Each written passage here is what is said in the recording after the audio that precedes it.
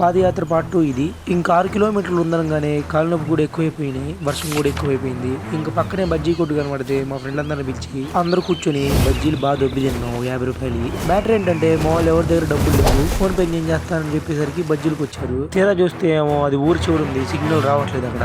5 నిమిషాలు ప్రాసెసింగ్ లో బట్టి లాస్ట్ కి పేమెంట్ సక్సెస్ అయింది. మీరు కూడా బయటికి వెళ్ళేది బ్రాండ్ క్యాష్ మెయింటైన్ చేయండి, లేకపోతే తోలుతుంది. ఇంకా అలా నడుచుకుంటే కష్టపడి వచ్చేసాం.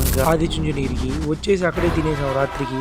మళ్ళీ పైన ఒక స్టంట్, రూములు లేవు, బెడ్షీట్లు లేవు, చేపలు లేవు, ఏం లేక మాకు ఇచ్చిన ఆరెంజ్ టవల్ దాన్ని వేసుకుంటున్నాం. ఆదిచుంజనగిరి స్టోరీ ఏంటంటే, ఒక ముని కాలభైరవేశ్వర స్వామిని తపస్సు చేస్తూ ఉంటాడు. చాలా సంవత్సరాల పాటు తపస్సు చేసిన తర్వాత ఆ మునికి దేవుడు ప్రత్యక్షమవుతాడు. ఆ దేవుడు దర్శనం జరుగుతుంది. ఇంకా కాలభైరవేశ్వర స్వామి శక్తితో ఈ ప్రాంతం పవిత్రతతో ప్రసిద్ధి చెందింది. ఇది మరి ఈ స్టోరీ, ఈ గుడిది. ఇంకా అక్కడే పక్కన కొండ కూడా ఉంటే కొండ కూడా ఎక్కేసాం మేము. కొండ దిగిన తర్వాత ఆకలేస్తా ఉంది, ఏం చేయాలో అర్థం కాలేదు. అప్పుడు చూస్తే ప్రసాదం టైం అయింది వెళ్ళండి అన్నారు. ఇంకా ప్రసాదం కూడా తినేసాం. సరే మరి తెలుస్తాను, బాయ్.